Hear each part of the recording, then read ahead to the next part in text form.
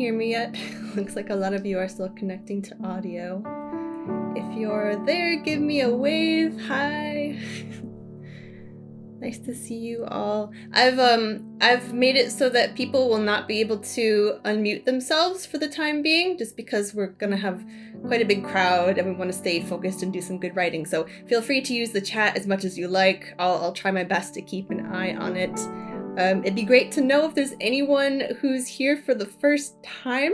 This is only our third live stream writing session ever, so it'd be cool to know if there's some new people or if you've been through anything before. I'm seeing a thumbs up, but I don't know what that means.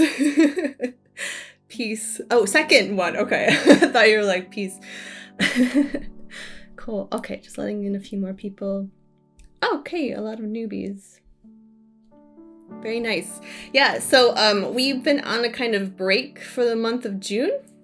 So I was doing a lot of traveling, seeing my sister and stuff.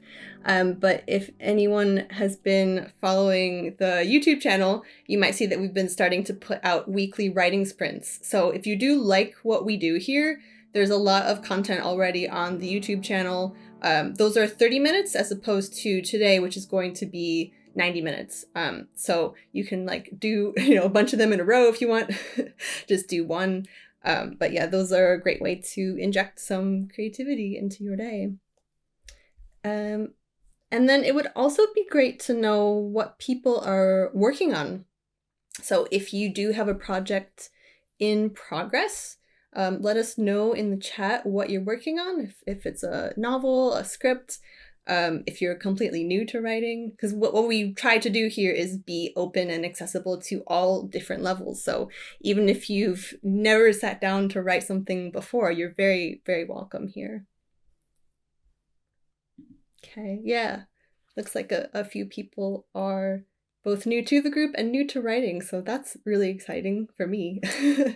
I love meeting people who are just getting into writing for the first time, because it's like there's all these possibilities before you, and it's a really interesting time, and I hope that I can give some good advice. Working on the same story for 2 years. Yeah, I feel ya. Sometimes it does take a while, for sure. I'll explain a little bit of the idea behind today. So whether you have something in progress or not, we're going to be kind of creating a lot of new stuff. So the idea is that you can leave the session with maybe a few new ideas that you either want to carry on and develop, or you just have them in your notebook and you forget about them. Because we're also very much about exercising creative muscles. And that's really important because it helps to build your endurance as a writer, so that when you do sit down and you want to write your novel, your story, you've kind of been building those muscles. So this is like your training session, if you will. I do also want to say that there's no wrong way to do it. When we're doing these creative exercises, I think it's very important to let your creativity just do what it wants. Just kind of let it take you on a wild ride. Often the first thing that comes to mind with these exercises is the interesting one to follow. So do pay attention to the first thoughts that pop into your head, because those are very often the ones that we stifle. We're like, oh no, that's too weird. I can't write about that. Or I don't know enough about that. I can't write about that. So be very aware of the ideas coming in, and if and how you're shutting them down. So that does take practice. But yeah, today try to notice it. And if there is something like, oh wait, I just shut myself down on that, try and write it, and no one's gonna see what you're doing. So you can be as weird and strange and bad if you want to. Okay, just catching up on some chats. Would you particularly recommend writing manuscripts? Can you explain what you mean by that? I'm not sure what you mean by writing manuscript. If you mean the medium of writing, I'm going to be using a notebook. So by hand. Yeah, I write by hand, but a lot of people prefer the computer. or even a typewriter. I've actually seen people write on their phone in notes, so it's kind of whatever works for you. Let me know how you write. It's good to know how other people do it. But yeah, today I'll be writing by hand. I do find that gets me into a different sort of flow than if I've got my fingers on the keyboard, because I feel like that kind of gets me into my analytical mind. I don't know why. But if I'm handwriting, I find it a lot easier to kind of go with the flow. And someone says I type up my handwriting afterwards. Yeah, that's very much my process. So if you don't have a process yet, today is your chance to experiment a little bit. You can try both ways. You can try handwriting a little, you can try typing a little, you can try on your phone, you can even dictate. Everyone's on mute, so it doesn't matter. But whatever you're going to be doing, have it ready now. So if you don't have your notebook ready, go grab it now, because we'll get started with the writing pretty soon. Just checking if there's anyone else in the waiting room, and I think we're good to go. Okay, some other people who are advocates of handwriting, yeah. Because the computer allows the delete button. That's a really good point. When you're handwriting something, it's a lot easier. It's not as easy to disregard what you've just created. You can scratch it out, but I've often heard the advice to just put one line through something, so that if later on you're like, oh, what was that? I think that might have actually been really good. You can come back and find it. So yeah, that's another thing you can do with handwriting versus computer typing. So, okay, so the theme for today's Epiphanies. We're going to be talking about how some writers have used epiphany in their work as kind of a storytelling tool. We'll talk about why it's important for writers to think about epiphany and to use epiphany. We'll also talk about having epiphanies as yourself. So yeah, we'll cover a lot of interesting stuff, and feel free to say anything you wish in the chat. I'll give everyone a chance to maybe speak at the end if anyone wants to actually use their voice. But yeah, use the chat as much as you like. And I've got a little PowerPoint just to keep me on track, so I'll start sharing that now. Yeah, so just so we're all on the same page, what is an epiphany? So apparently I did some research, and the first person to use it as a literary term was James Joyce.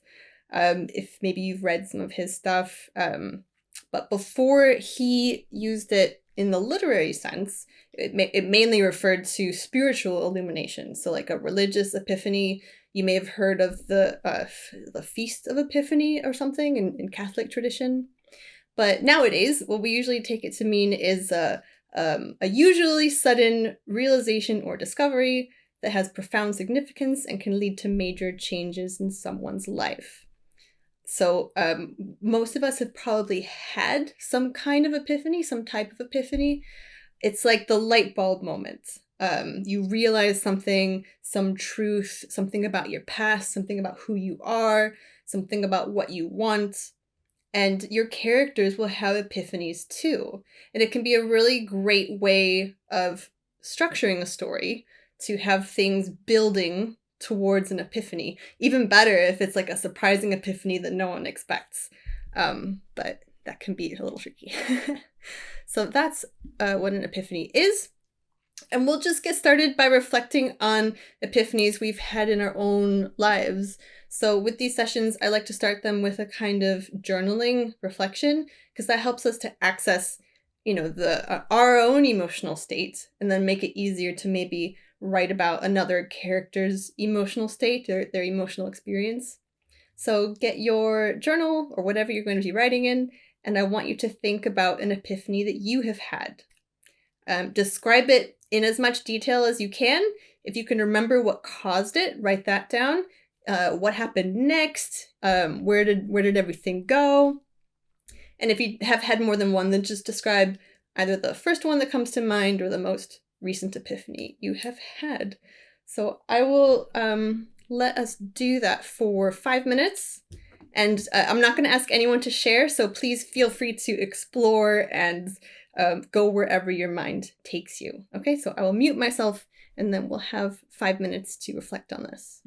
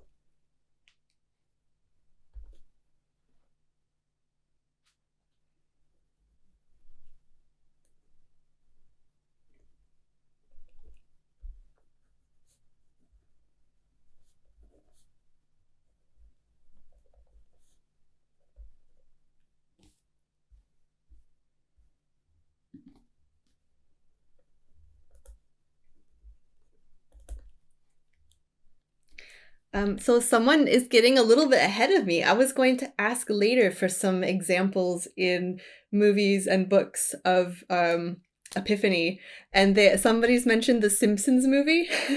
It's just been a long time since I've seen that, so I don't remember what the Epiphany is, but I'm definitely going to have to check that out. Yeah, there's going to be a slide for that later, but feel free to, if something pops into your head and you're like, oh, this movie has a really good Epiphany moment, let us know what it is. Don't tell us what the Epiphany is, because that's kind of a spoiler. But yeah, just the title, book, movie, TV series, anything that you think has a really good Epiphany, and then we'll all have a pretty cool list of things to do after this. And some people have been sharing their own personal epiphanies. So there was somebody, I'll just kind of summarize. This is being recorded, so some people won't be able to read this chat if they're watching it later. Where did it go? Oh yeah, someone said their epiphany was realizing that they can write for a living, that they enjoy it, and they're actually quite good at it. I think that's wonderful. It's okay to hold your own spiritual beliefs. That's very important. Breaking the push cycle to be present and get health back on track. It just made sense, and a gut feeling. Yeah, these epiphanies often come from that gut feeling. Yeah, we'll be talking about that too. Different ways that we can encourage epiphanies, because you can invite them to happen and have them more often. But I'll share some steps for that. Okay, so let's move along so we can get everything. So I forgot to mention that the structured part ends around 9, so it's like an hour. And then there's 30 minutes of free writing at the end, which I'll also have prompts to share if you don't, if you can't think of anything to write. So we'll try to finish up by 9 with the structured stuff. But sometimes I do go over because the conversations just get really good. Okay. So I wanted to quickly mention why I feel Epiphany is an important tool for writers. More epiphanies being shared in the chat. Awesome. Keep them coming. So I was thinking about how integral Epiphany really is to story, because generally what we want to do in a story is show a character changing somehow. And if you want people to believe that change is really happening, you'll have to show us something that sparks that change. So in my kind of interpretation of Epiphany, it's the thing that sparks the change, or it can spark change. Sometimes it doesn't, and we'll talk about that too. I've also kind of thought about it as the internal climax of the story. So stories usually have a climax where it's like everything is ramped up to here, and it's moving us quickly toward the conclusion. So it's like a lot of action and stuff happening, the climax. But before that, often the main character will need to have some kind of internal climax. So that's the epiphany, the realization. And if you do skip that part, you run the risk of your external climax and resolution feeling a little bit unearned, maybe even soulless. I mean, I've had that experience. I'm reading a book, right, or watching a film, and they've done everything right except convinced me of the internal change of the character, and then the ending isn't as satisfying. So it's very important to pay attention to, even in something like an action film where it's very external. We still want to have a sense that our main character has changed internally somehow, and we also want to see how that's happened. So that's why Epiphany is really important for us to understand. So that's the slide I was talking about. Yeah, so feel free to throw in any other names of films, books, anything else that uses Epiphany. I wanted to mention 2. So the first one that came to me was the movie Arrival. That kind of hinges on a really important epiphany. So if you haven't seen that, it's a brilliant science fiction film that also does a great job of exploring the character's internal arc as well as the external. So I think it's very well balanced, and it has a fantastically satisfying epiphany. And the other movie I wanted to mention was Soul, which I just happened to watch last night just by chance. And that's a Pixar film that came out, I think, in 2020 or something. And that has such a lovely epiphany. It's so beautiful. It's like the whole time this main character is pursuing the one thing that he thinks is important. And then he has an epiphany where he realizes, oh, actually, this is important. And the way they do it is just so beautiful. And it's maybe the best Pixar film ever. What else have we got? The Eureka moment in Interstellar. Yep. Planet of the Apes. Oh, that's a good one. Apocalypto, I'm not familiar with. And Labyrinth? Is that the David Bowie one? Labyrinth? I don't know what that epiphany is. I can't remember. Okay, cool. I'll have to rewatch these. Yeah, so keep them coming. Anything that comes to you, feel free to just chuck it in. Okay, I wanted to quickly share this other interpretation of epiphany. So this is from an article called From Genesis to Joyce, A Brief History of Epiphany. It's very dry and academic, but it does have this really lovely nugget of a sentence, which is the ability to color ordinary events with visionary significance is the essence of the modern epiphany, allowing revelation to be found in or ascribed to the most commonplace experiences. So that's another element of epiphany. It's yes, a powerful inner realization, but it's often sparked by something quite ordinary.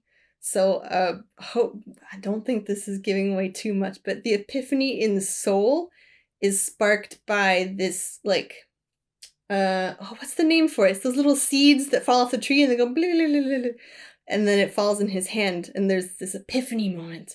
So it's a very ordinary thing, but has deep resonance for the characters. So do think about that. Some other, I don't know what these are. Megamind? Is that a film? Sycamore? I don't know these. She realized, oh, that, you're right, that is an epiphany. Okay.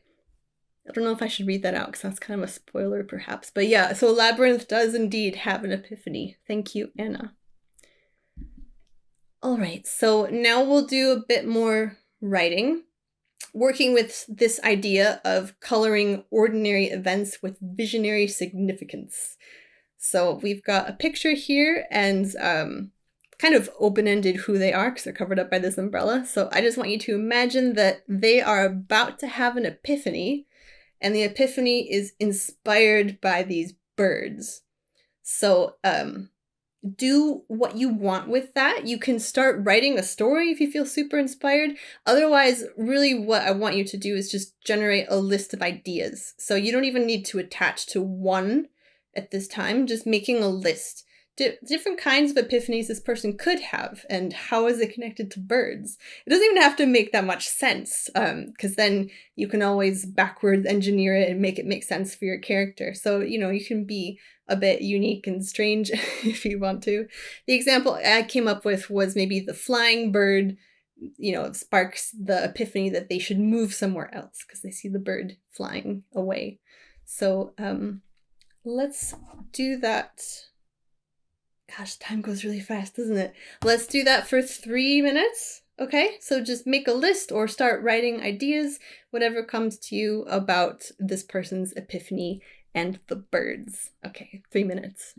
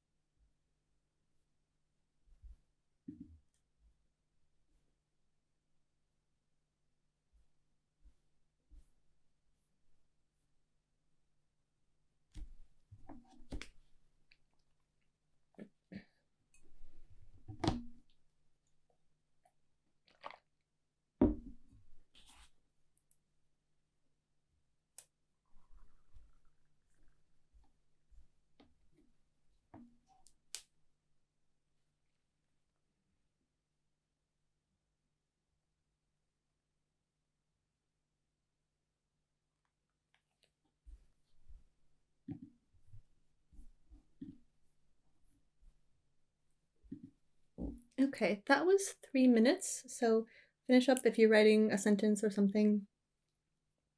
I know I'm moving us pretty quickly along, but for the final 30 minutes, you can write whatever you like, and that would be a time to come back to something here if you feel like you found something really interesting.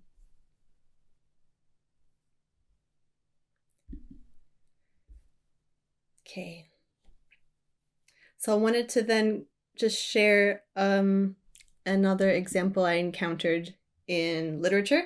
So I've been reading, I don't know if anybody can see my video right now, but look how enormous this is. I've been reading Anna Karenina, and I want to say I'm 2/3 in, and there's like 300 pages left.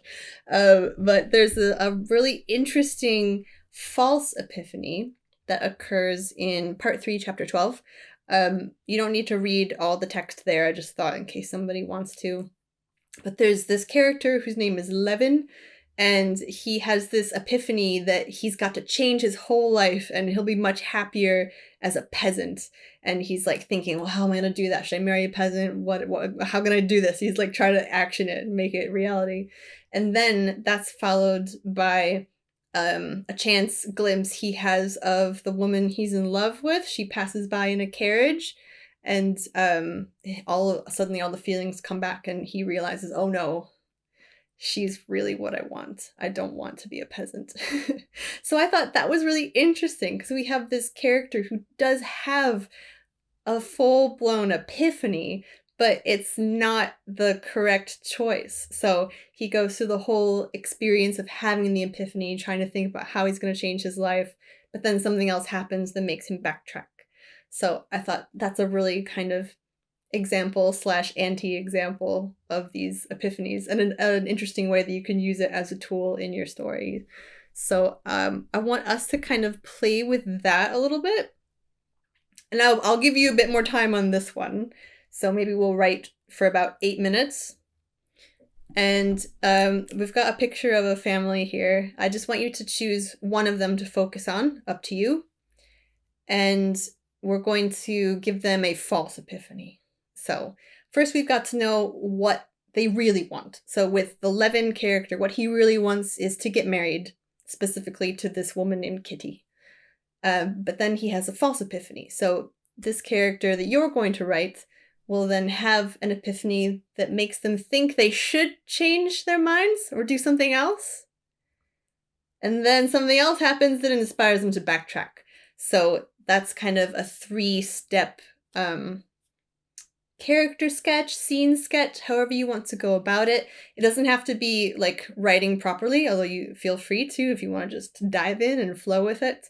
But this can also be just drafting ideas, brainstorming, making lists, whatever makes the most sense to you, whatever keeps you writing, keeps your hand moving. So 3 parts to it. So what does your character truly in their heart want? Then what's the epiphany they have that makes them think it's wrong? And then what brings them back to their original desire. Okay? So I hope that makes sense. So like I said, I'll give us 8 minutes to explore this one. And yeah, have fun.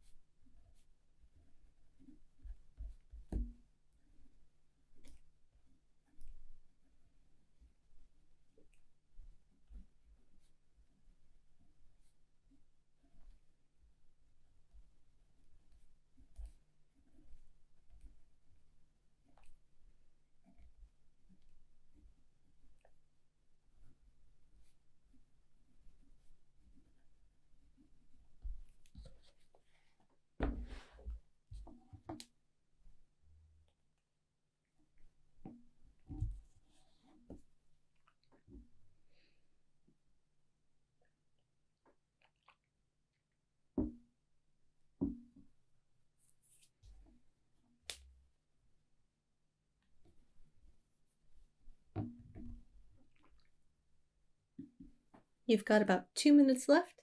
If you have already finished, maybe you want to start thinking about the same thing for another character from the picture. Just something else to play with. What would their epiphany be? What would cause them to backtrack, etc.?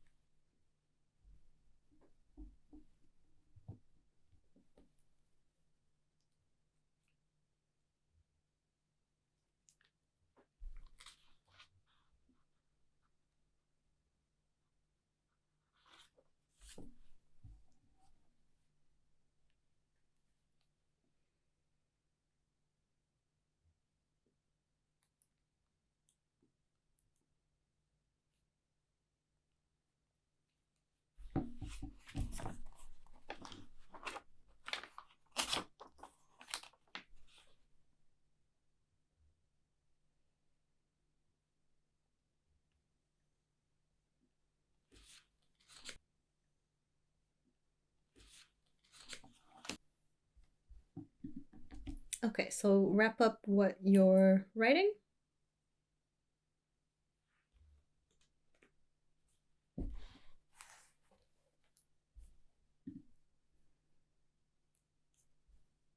Ooh, that's a good question. So someone has just asked in the chat, writing would be a great way to express an epiphany, but do you think a person can become obsessed with their epiphany? I think they can definitely become obsessed with their goals. The epiphany is more like the realization of what's truly important. But yeah, you can obsess over it, certainly. And I would say that this Levin character in Anna Karenina does certainly obsess to a certain extent. Someone also said maybe how they process the epiphany. Yeah, that's really interesting. Yeah, I think epiphany itself is pretty neutral as an experience. I mean, it doesn't feel neutral. It feels like powerful and revelatory. But then the way that I guess the choices we make from the epiphany can be negative, positive, neutral. It can become obsessive. And someone has said Don Quixote is an example of obsessive epiphany. Great example. Thank you. That's brilliant.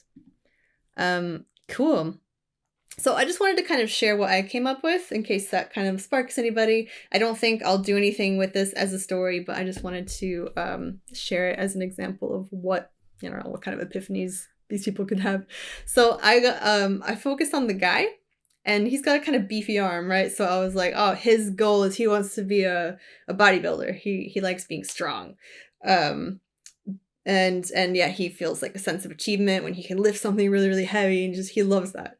But then I was imagining, let's say he meets up with an old friend. And the old friend is not into bodybuilding at all, and they love just eating whatever they want, whenever, and they seem really happy. So he starts thinking, oh, maybe that's the answer. Maybe that's why I'm not happy, because I'm so strict with myself. And so he gives up bodybuilding for a while, and then the thing that brings him back to it is, you could do a lot of different things here, but I had in my mind maybe he helps an old woman with her groceries because she sees him. It's like, oh, you're strong. You can help me carry these. And it makes him feel really good. And so he remembers why he liked being strong in the first place, which is that he can use his strength to help other people. So there you go. a little character arc for that guy, potentially. Feel free to share if you have come up with something that you think is interesting. Don't share it if you want to keep it for yourself, but if you do want to share, please feel free to share in the chat.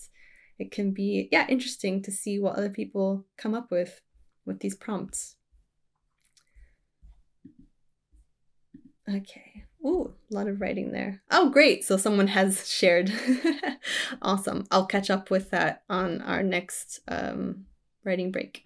So I don't think we will spend too much time on these next two slides, but I just wanted to speak very quickly about rock bottom. So this can be another way to get a character to reach an epiphany.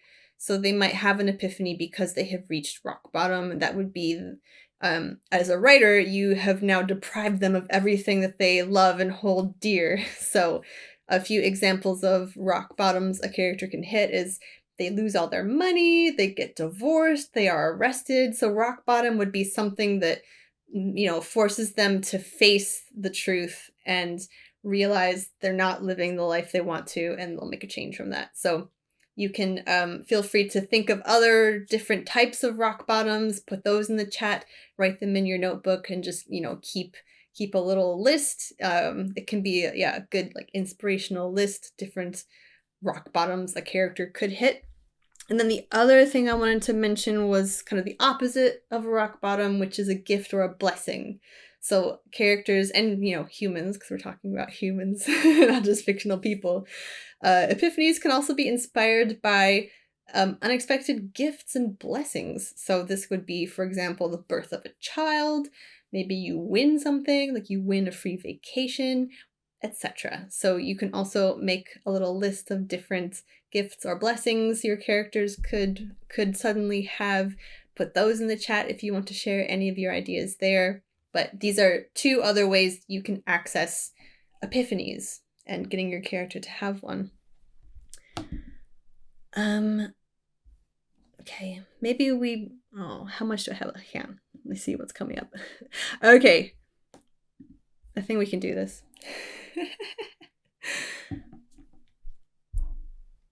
So, we're going to be doing some writing about this character now. I'm just going to check the chat. Okay, so some people are now also adding in what they did with the previous exercise, so I'll read that in a moment. So think about let's we can maybe say, what would this character's rock bottom be? You could write about that. Or alternatively, what would be a gift or blessing that could come to this character who, that would make them change their life as a result. So I'll let you do that for 5 minutes, and then we'll move on to, I think it's the final exercise I've got planned for us, and it's gonna be pretty fun. So I definitely want to make sure we do it. Okay, 5 minutes to kind of explore this character. Do you want to think about what is his rock bottom, or what could be a gift or blessing coming into his life? Just have a play. Like I said before, it doesn't have to be writing it properly. You can make a list. You can just brainstorm. You could make one of those spider diagrams with this guy's name in the middle and, what's important to him, what would be the worst thing ever that could happen to him, and just come up with different ideas. Okay, so this is going to help you generate your notebook of ideas you can always come back to and have them for the future. Okay, so 5 minutes, and that starts now.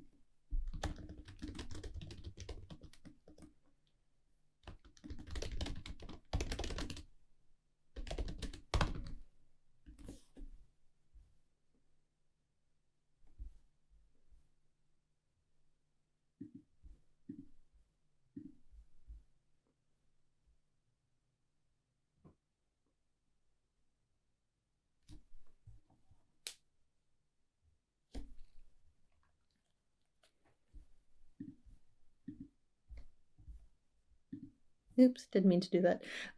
You can finish the sentence that you're on. I'll get back to my thingy.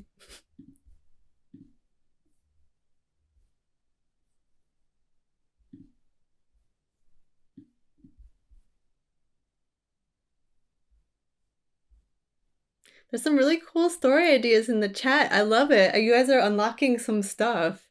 Hopefully you can you feel that. You feel a little bit looser now. I definitely am. So yeah, sometimes it can be a little rough to start. Like when we first sit down, we've got our pen and we're like, okay, I have to write. And then we just kind of freeze. But doing exercises like this can honestly just open things up, and then stuff starts flowing and you don't even know where it's coming from half the time. It's really, really fun. So yeah, thank you to everyone who's sharing their ideas, their creativity. It's really cool to see. So, okay, the last thing I want to talk about before I then let you run wild for the last 30 minutes is how to have epiphanies yourself. So, I found in my writing that having epiphanies is so important. It's kind of like what happens when everything clicks and so, well, okay, let's go to the next slide. I'm getting ahead of myself. When suddenly something makes sense about your story, you know how it's going to end, you know something about your character's background that suddenly makes sense as for why they are who they are. A title comes to you, something that just comes to you. We need these. We count on these as creatives to have these epiphanies. And when you do have them, they feel really magical. And they kind of are, but also they can be engineered, I think, to a certain extent. So these are the steps that I have identified to make having epiphanies a little bit easier. And we're going to practice this together now. So step 1 is you have to identify your conundrum. So what is your problem? What are you struggling with? Name it and know it. Okay? So for you guys, that might be I don't know how this story is going to end, or I've finished writing the story. It feels like it needs another draft, but I don't know what to do, or something like that. Or even just like, I want a new idea. I'm struggling to think of ideas. I want a new idea. So start thinking now, because I will ask you to name your conundrum, not to us, but to yourself. So after you do that, you just trust that it will be solved. So this means you don't stress about it. You're not like banging your head against your notebook. You're not forcing it. Okay? You just trust that it's going to be solved. And then step 3, you go and you do something else. So someone in the chat earlier mentioned that epiphanies come to them in the shower. Ideally, it's going to be something like that. So something physical and repetitive, and something that you can do without thinking. So most of us can just shower automatically. We're not thinking about it. So that means the mind is free to wander. Other ways to do it are going for a walk, going for a jog, painting something, painting a wall, washing dishes. It's got to be something that's automatic, though. So if it's something that you're learning to do for the first time, chances are you're not going to spark an epiphany because you're focused on it. So at first I was thinking, okay, well, let's all try this together and do like origami. Because if you can do that automatically and you can like fold little animals and you don't have to think about it, that's a great way to get into that space where you can invite epiphany. But then I realized, well, maybe not everyone knows how to fold origami, and then they'd have to be focused on it. So if that's you, it's not going to be an epiphany space. But if you are, good at something like that, feel free to do that. I've got a task that I think everyone will be able to do. But if you do have an issue with it, send me a message. We can try and modify it for you. But yeah, so we're going to do that together. So take a moment now and identify your conundrum. And I want you to actually write it down. So let's also phrase it as like, I want, instead of I don't have or I'm struggling with. Okay, so I want. What do you want? So take a moment to identify that and write it down, and I'll catch up on these chats. Ooh, a lot of stories. Cool.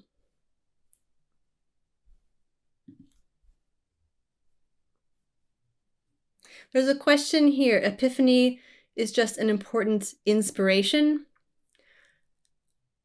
I would say, I think it's a bit more than that. It's like when something makes sense. But yeah, we could say it's like inspiration. It's like when you're inspired. But I would say that they feel a little bit different. I'll have to think about how to explain that because they just feel different to me. But yeah, if anyone has thoughts on that, feel free to share. Someone has applauded the comment, so I think they agree. All right, so once you've identified your conundrum, we're going to step away. Well, you're going to trust it'll be solved. It may not be solved in this little session, so you have to be open to that possibility. It's kind of like you trust that it will be solved, but that you also can't control when it will be solved. And then we're going to do a doodle. So feel free to just, if you know, a lot of us did doodling when we were children, you know, in school, bored. Doodle whatever feels natural to you, whatever you don't have to think about. I just put this image here on the screen in case anybody wants some inspiration or something you can kind of try and copy. But just do squiggles, do weird flowers, funny faces. It doesn't have to be good. The point is that we just want to occupy our hands and just kind of zone out for a little bit. So I want everyone to try and fill a whole page with doodles, okay? This is not an artistic challenge. This is just to keep the hand moving. Even if you're just writing little words, you can. But yeah, try not to write words because I think that might interfere with the possible epiphany. So, okay. Hope that makes sense to everyone. If you prefer to do something else for the next, let's say 5 minutes, do something else. You can like turn your camera off if you want to like march in place, like you're going for a jog. But yeah, right now we're just going to try and get into a space where maybe an epiphany could come to us. Okay, so I'll set my timer for 5 minutes and just doodle, just doodle.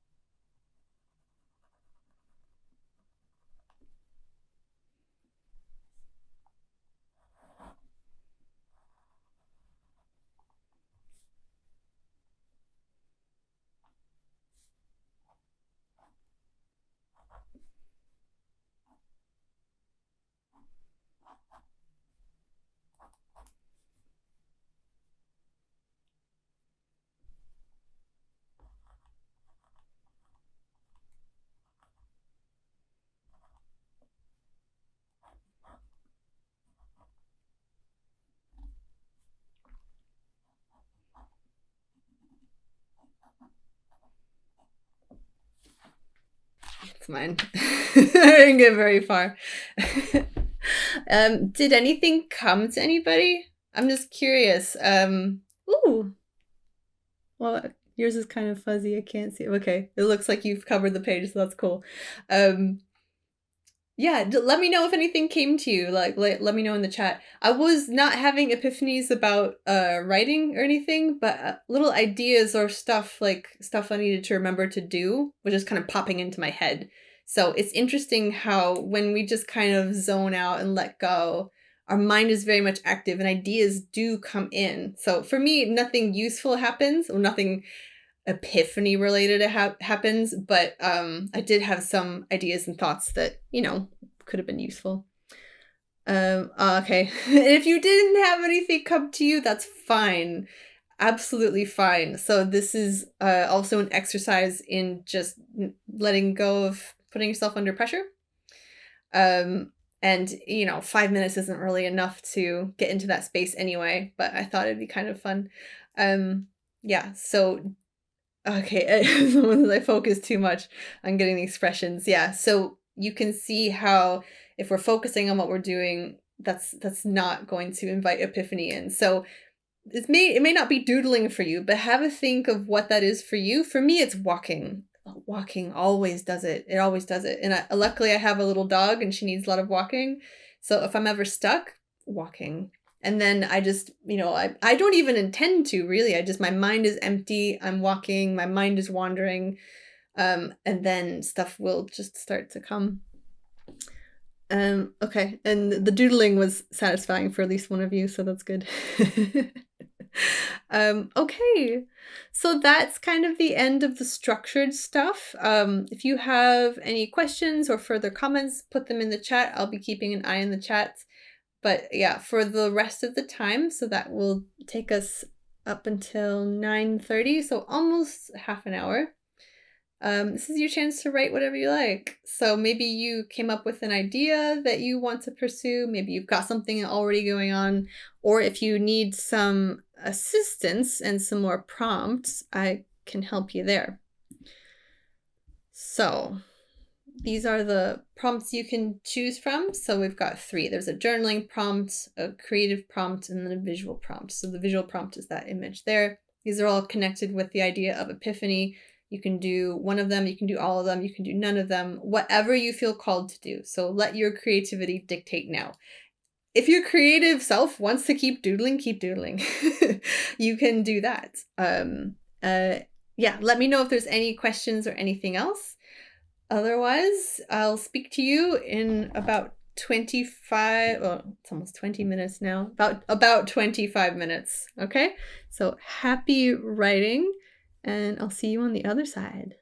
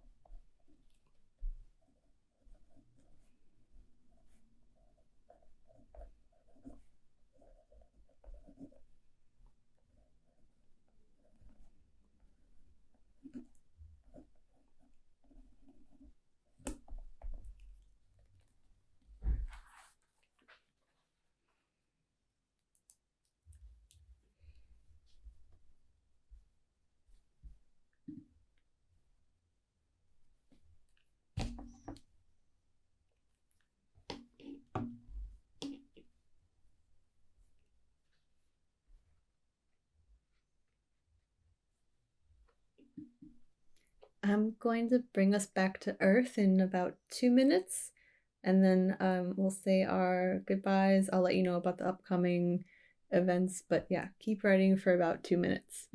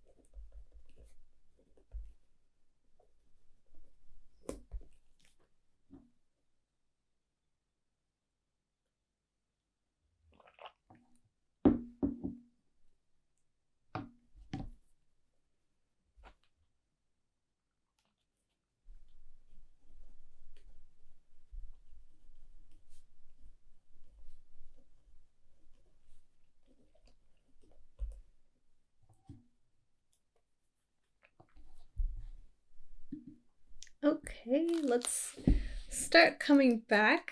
If you are in a flow, you can always keep it going. Don't feel like you have to stop writing just because we're saying goodbye now. But please let me know if this was helpful for you.